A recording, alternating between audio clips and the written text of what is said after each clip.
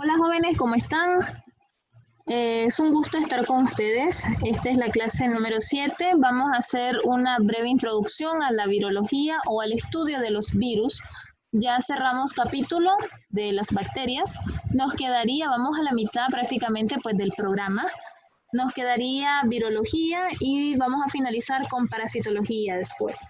Entonces, bueno, vamos a empezar definiendo qué es la virología. Como les estaba diciendo, es una rama, en este caso una rama de la microbiología que es dedicada al estudio de los microorganismos virales o al estudio de los virus. Que realmente pues los virus son, por eso aquí les puse que son los virus, son microorganismos o partículas biológicas infecciosas. Porque recuerden que tienen la capacidad para infectarnos, por eso igual que las bacterias son considerados infecciosos. También se considera, según diferentes literaturas, y les voy a explicar esta parte, se consideran parásitos intracelulares. ¿Por qué se consideran parásitos intracelulares? Porque anidan o viven en nuestras células. Necesitan nuestras células para poder reproducirse. A diferencia de las bacterias pueden vivir en medio ácidos, pueden vivir en medio alcalinos, los virus no. Entonces, esa es una de las diferencias entre bacterias y virus. Ya ustedes van analizando esa pequeña porción, pero estos no son parásitos, se comportan como parásitos, que es diferente. Entonces se llaman también como considerados como parásitos intracelulares obligatoriamente. ¿Por qué obligatoriamente? Porque requieren, como les decía, requieren de la célula del huésped, o sea, de nosotros, o de cualquier otro ser vivo, como por ejemplo los animalitos, también sufren infecciones virales, los cuales necesitan tener al huésped vivo para poder infectarlo, para poder invadirlo, para poder reproducirse en él. Su etimología, o mejor dicho, su término, proviene del latín que significa fluido lento. Entonces ahí tienen ustedes un poco más amplia la definición de los virus. Vamos a revisar dentro de las generalidades básicas. Este es un virus pues bastante común, un bacteriófago, son conocidos estos. Ya vamos a estudiar por qué se llaman así.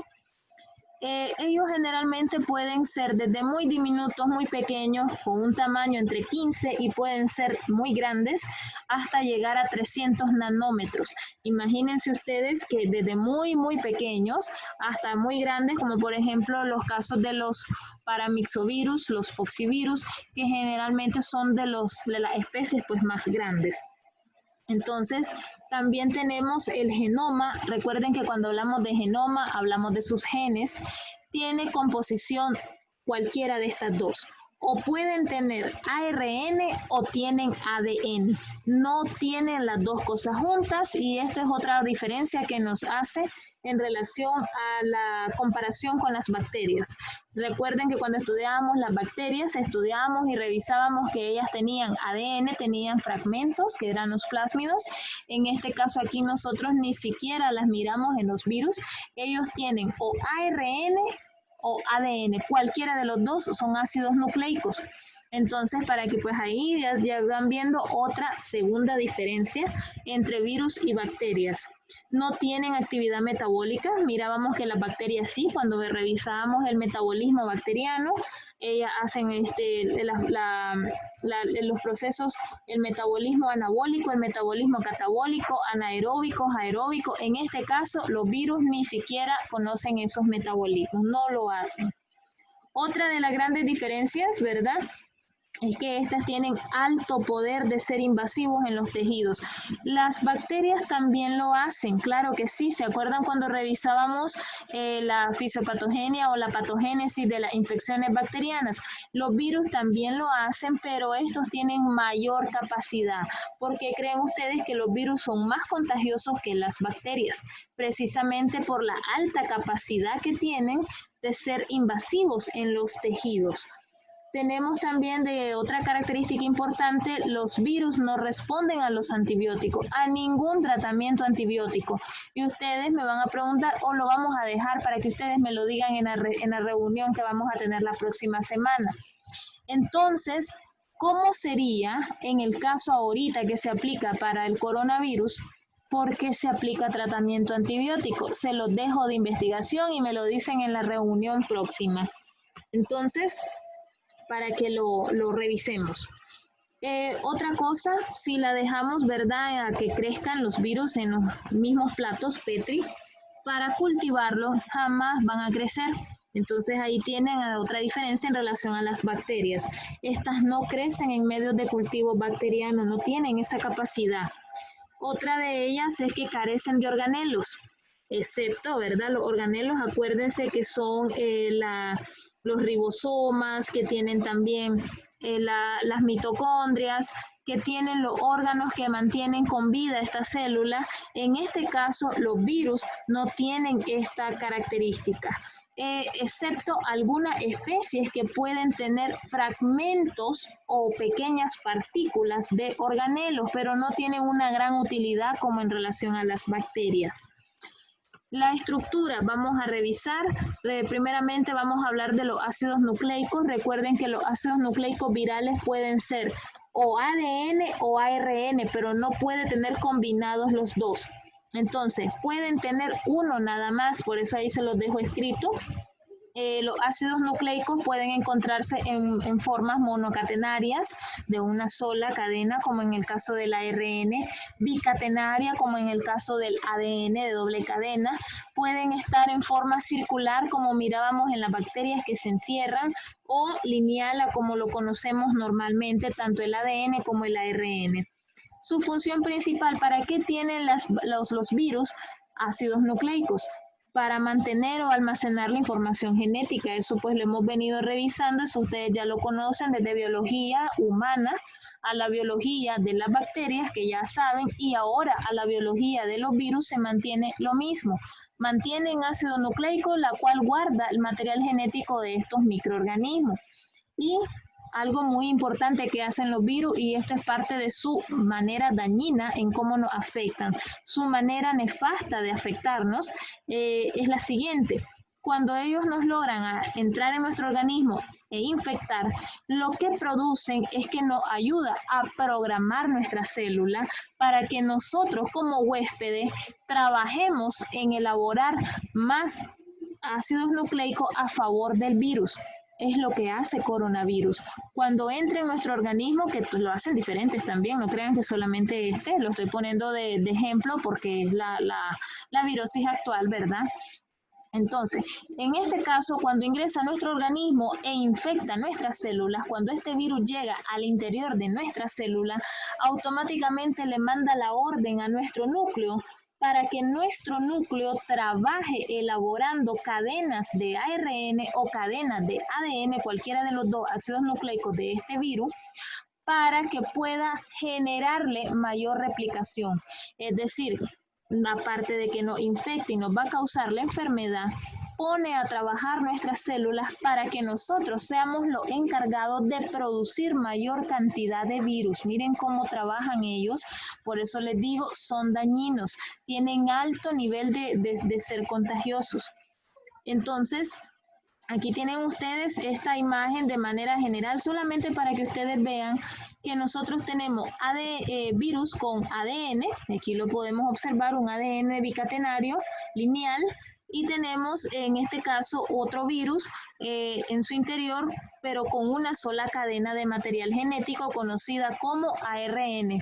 Entonces ahí lo tienen, solamente pues para que ustedes vayan conociendo, vayan viendo que no combinan los dos materiales genéticos, encontramos nada más uno de cada uno. Vamos con la cápside. La cápside es una cubierta proteica, es decir, es una capita de proteínas que rodea al ácido nucleico viral.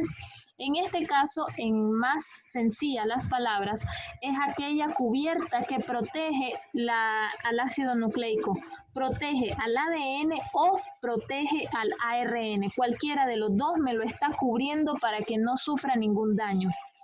Entonces, aquí les puse, le confiere protección al virus, para eso sirve nada más la cápside. Otra cosa importante, le facilita la penetración del virus al interior de nuestras células huésped, así que tiene su parte dañina también, porque le da fortaleza. Aquí podemos observar en esta imagen este virus tiene una envoltura. Esto es otra estructura, esto lo vamos a estudiar después. Ahorita me interesa que ustedes manejen estos puntos verdes, estos círculos verdes, cómo protegen el interior del código genético, que en este caso este código genético o ácido nucleico es una sola cadena enrollada que se conoce como ARN. Entonces, este ARN está siendo protegido por esa capa verde que se conoce como cápside. Hasta ahí quiero que ustedes se fijen en esta imagen, que la cápside es esa parte verde nada más. Tenemos también, vamos a revisar la otra estructura que corresponde. Aquí tienen esta imagen mucho más clara para que ustedes la vean. ¿Cuál sería la cápside en esta imagen? La parte azul, que parece un rombo. Esa parte azul está protegiendo al ácido nucleico, al genoma de este virus. No le pongan mente todavía al resto de partes, ya lo vamos a estudiar. Están constituidos por una estructura central que protege y rodea el genoma, que es la misma cápside, es lo mismo que les estaba diciendo, aquí se los dejé de otra definición. Las cápsides o cápsidas tienen dos nombres, están formadas por capsómeros. Los capsómeros son las unidades que me van a conformar o me le van a dar forma a la cápside. Entonces, regresémonos a la imagen anterior, cuando yo les decía, toda la parte verde es la cápside, pero cada una de las esferas verdes son capsómeros. ¿Ok? Entonces, vuelvo a repetir. Toda la parte en verde es la cápside, que es la que me está protegiendo al material genético. Pero todas las esferas verdes son los capsómeros, que son las unidades que me van a conformar la cápside. Es eso mismo que les estoy dejando en este párrafo. La cápside o cápsida está conformada por pequeñas unidades llamadas capsómeros. Estas, en este caso, ¿verdad? Los capsómeros pueden estar desnudos o pueden tener una envoltura, que es la siguiente estructura viral que vamos a revisar. La envoltura es la que termina de proteger aún más, es como por así decir una segunda capa, que protege a los ácidos nucleicos y protegen a la cápside. Entonces, en este caso, en este dibujo, podemos observar la envoltura, esta circunferencia que ustedes ven acá. Todo esto es envoltura que me está protegiendo la cápside, que sería el rombo, y me está protegiendo los ácidos nucleicos que están en el centro del virus. En envoltura podemos encontrar estas prominencias, que estos serían receptores. Por eso aquí se los puse. La envoltura puede poseer receptores en la superficie que le permiten ser reconocidos por nosotros, por el huésped. Es decir, cuando nosotros no estamos enfermos, no tenemos contacto con los virus, pero estos logran entrar a nuestro organismo, nuestras células van a reconocer al virus gracias a lo que son los receptores, que es esa parte que ustedes observan ahí. Sin los receptores, nuestras células no pueden reconocerlo. Entonces, aquí les dejo una imagen mucho más específica. Encontramos el ARN que está enrollado, ¿verdad?, en una sola cadena. Encontramos que lo está protegiendo una capa azul, que esta capa azul o celeste, pues, o tono aqua, es conocida como la cápside. Y recordemos que cada una de estas cositas se conocen como capsómeros. Entonces, la unión de varios capsómeros me está conformando la cápside. Solamente vuelvo a recapitular lo mismo anterior. Aquí hablo un poco más de los capsómeros para ustedes, para que quede un poquito más claro. Los capsómeros son las unidades compuestas por proteínas, también es contenido proteico, lo cual cada una de estas esferitas me va a producir la unión entre una y otra y me van a conformar la cápside o cápsida. Se acoplan una a otra en orden, van una tras otra seguida, protegen los ácidos nucleicos virales, como lo podíamos ver en las imágenes anteriores, y siguen un orden simétrico, lo cual le confiere la morfología al virus. O sea que depende del orden de los capsómeros, me va a generar orden ecosaédrico, me puede generar las formas helicoidales, me puede formar las mixtas. Entonces vamos a revisar eso más adelante, pero para que ustedes sepan, los capsómeros son los responsables de darle la morfología a el virus. Aquí los pueden observar mucho mejor. Esto sería un icosaédrico. Prácticamente pues acá tenemos cada una de los capsómeros, todo lo que es la cápside y por dentro el ácido nucleico. Tenemos otro acá, este tiene envoltura, este tiene cobertura, este está desnudo como le decimos. Aquí tenemos el ADN, en este caso, perdón, el ácido nucleico ARN. Tenemos los capsómeros, tenemos la cápside y tenemos todo lo que está en amarillo, que es la envoltura. Todo lo que está en lila serían los pequeños picos que protegen a este virus. Aquí tenemos este es combinado, muchachos. Observen acá, tienen la cabeza, en este caso la cabeza conformada por una parte como los icosaédricos y tenemos una cola en forma de helicoidal que prácticamente pues le va dando la función o le va dando la morfología nuestros capsómeros, es decir, cada una de las esferitas que observamos aquí también se observan en la cola. Y esto pues ya son las fibras de proteína, aquí ya tenemos la placa basal, pero este es un bacteriófago, que vamos a revisar la definición de este más adelante. Entonces, aquí les puse cómo se clasifican los virus, se clasifican según sus nombres. Ellos pueden darle, ¿verdad? Según el nombre nos podemos dar la idea, así como las bacterias, cuando miramos bacteriología clínica, nos puede dar una idea del nombre y la enfermedad que puede producir. Entonces, eso es importante, eso es una de las primeras clasificaciones que nosotros revisamos, pero también se pueden clasificar según su genoma, es decir, según su material genético, pueden ser virus con ADN, en la cual ocurre la replicación en el núcleo, pueden ser virus con ARN, en la cual la replicación de este virus ocurre en el citoplasma. Ahí tienen esa diferencia. Cuando tienen ADN se replican directamente en el núcleo y cuando tienen ARN se replican directamente en el citoplasma. Solo para que ustedes sepan esa parte, por eso se las anexé. Se pueden también clasificar, aparte de su genoma, también por la forma de la cápside, como les decía anteriormente, las cápsides, en el caso de los capsómeros, son los que dan la forma o la morfología del virus.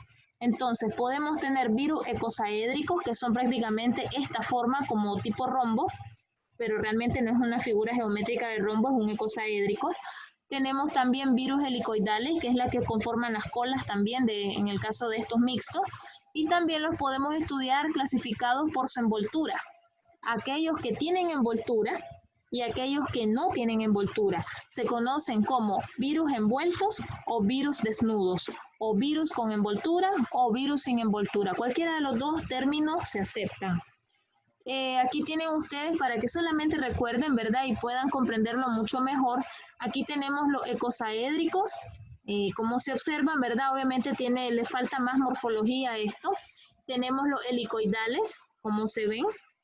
Tenemos que los icosaédricos pueden existir sin envoltura y pueden existir con envoltura, que son aún todavía pues un poco más protegidos. Tenemos también los helicoidales sin envoltura y helicoidales con envoltura. Para que ustedes vean, los podemos encontrar desnudos, como estas dos presentaciones, y los podemos encontrar envueltos, como estas dos presentaciones. Los puntos amarillos o esferas, que serían estos, serían la representación de los capsómeros. Los circulitos vacíos son los protómeros, que prácticamente los protómeros son muy parecidos a los capsómeros, solamente pues que no tienen mayor cantidad de proteínas. Estos son más proteínicos que estos. Y aquí tenemos el ácido nucleico, ¿verdad? Representado por una sola línea, en este caso todos tienen ARN.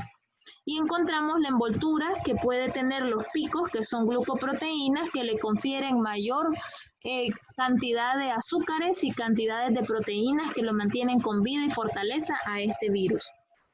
Aquí tenemos las cápsides, las icosaédricas, que prácticamente pues tienen esta morfología de icosaedros.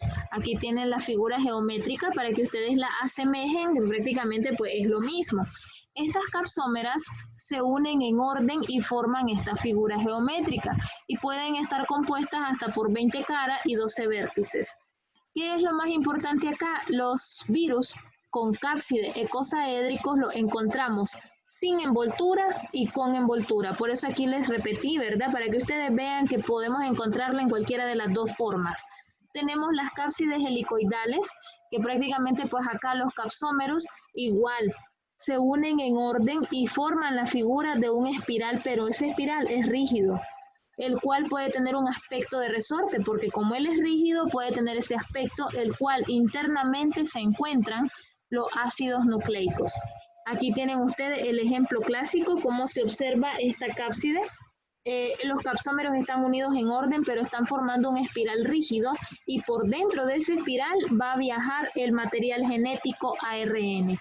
Tenemos las formas simétricas mixtas, que en este caso pues tendríamos la morfología clásica, la que les estaba diciendo anteriormente. Aquí nosotros observamos la combinación de capsómeros anteriores, la combinación que estábamos viendo del icosaédrico. Pueden observar la cabeza es totalmente icosaédrica y la cola es totalmente en espiral. Entonces, por eso se llaman morfología de virus simétricas mixtas, porque es la combinación de las dos anteriores, por eso ahí se las puse. Se conocen como virus bacteriófagos precisamente porque tienen dos maneras combinadas de los capsómeros y también se les llama bacteriófagos porque son los únicos que parasitan a las bacterias o que infectan a las células bacterianas. Estos a nosotros no nos afectan, ¿ok? Para que pues ahí ustedes vayan haciendo esa diferencia, vayan revisándolo bien. Tenemos también que pueden presentar, ¿verdad? La cabeza, que es icosaédrica, y la composición de la cola simétrica helicoidal. Ahí lo tienen. Vamos a revisar la envoltura. ¿Qué es la envoltura? Es una membrana a base de lípidos, es decir, de grasa y proteína. Es una membrana lipoproteica. Permiten envolver la nucleocápside viral para darle protección. Cuando nosotros decimos nucleocápside, este es un nuevo término, ahí se los puse por eso entre paréntesis, la nucleocápside es la unión del ácido nucleico con nuestra cápside como tal. Por eso se llama nucleocápside, es la fusión o la unión de los ácidos nucleicos, que puede ser ADN o ARN, más la cápside, que en este caso puede ser helicoidal, que puede ser la icosaédrica, es lo que me está conformando las dos cosas al mismo tiempo. Eso se llama nucleocápside.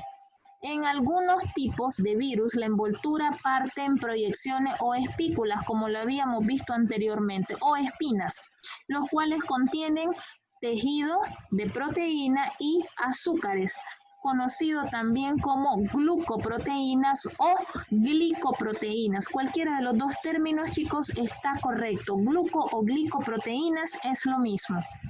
No todas las especies tienen la misma envoltura y no todos tienen envoltura. Por eso yo les decía, hay virus icosaédricos envueltos, hay virus icosaédricos desnudos, hay virus helicoidales desnudos y hay virus helicoidales con envoltura.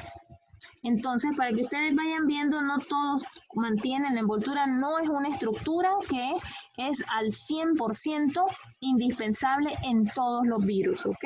Eso depende realmente de la especie.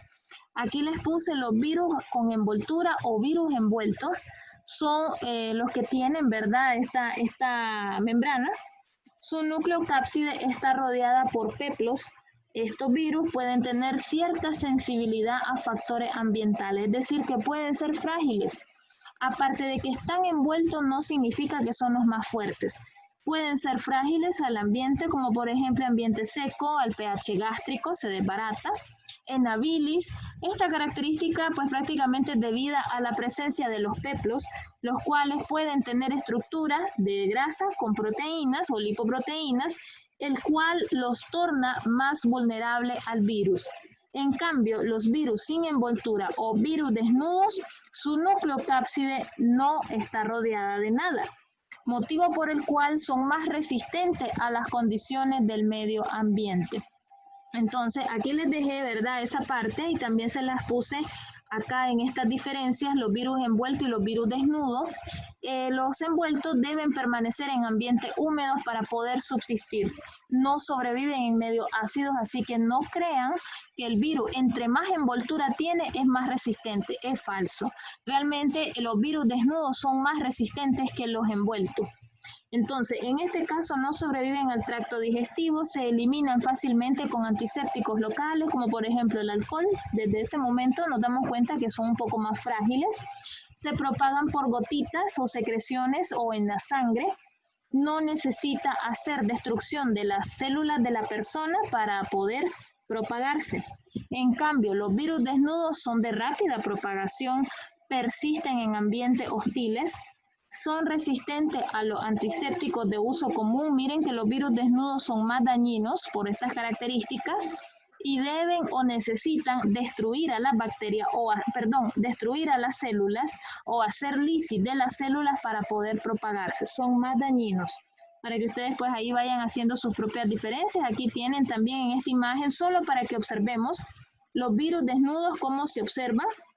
Que prácticamente son los más dañinos. Miren qué contradictorio, ¿no? Y en este caso el virus aquí lo tienen icosaédrico, aquí tienen su material genético y aquí tienen la gran capa de glicoproteínas con envoltura y todavía con sus receptores. Entonces prácticamente estos son los que más fáciles nosotros podemos erradicar, inclusive, ¿verdad?, con antisépticos comunes. Aquí tienen en esta siguiente imagen lo mismo, solo para que ustedes pues lo vayan comprendiendo mucho mejor. Los virus sin envoltura son más débiles y los virus con envoltura que son más, que los virus sin envoltura son los más resistentes en relación a los virus con envolturas que son más frágiles. Entonces ahí los tienen para que ustedes lo vayan revisando, vayan terminando pues de estudiar esta parte.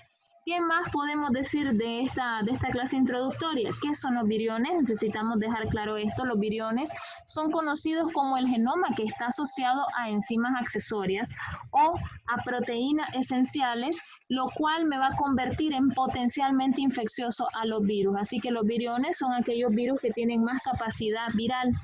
Por eso, aquí les puse estos. Pueden o no pueden poseer envoltura. Aquí no depende de eso, sino que depende de su capacidad de virulencia, sus factores de virulencia. Son las partículas propiamente dichas de los virus. Entonces ahí tienen, los viriones son más dañinos, muchachos. Realmente pues tienen mayor cantidad de proteínas que lo hacen más fuerte, que lo hacen igual que las bacterias cuando hablábamos de las toxinas, las proteínas, las enzimas. En este caso estos viriones tienen mayor capacidad de factores de virulencia que van a ser pues prácticamente mucho más dañinos. Tenemos acá ya para finalizar los viroides, que es otro término, y el prión. En el caso de los viroides, que son parte también de la familia de los virus, son partículas de ARN sin proteínas que infecta a las células vegetales nada más. Esto no nos infecta a nosotros. Y tenemos el prión, que son partículas proteicas que sí son infectantes, no tienen ácidos nucleicos, pero que afectan en enfermedades virales a los animales. Entonces ahí tienen, ¿verdad?, solamente para ampliar un poco los conceptos entre virión, viriones, viroides y priones. Entonces, para que ustedes pues los vayan asociando, los vayan afianzando, aquí tenemos entonces los virus que nos afectan a nosotros, los viroides que afectan a las células vegetales y los priones que afectan más a las células animales. Entonces, con esto pues finalizamos nuestra clase. Vayan estudiando, vayan revisando, ¿verdad? Esta clase es para lo que es el sistemático. Saludos a todos, entonces, chicos, y bendiciones siempre.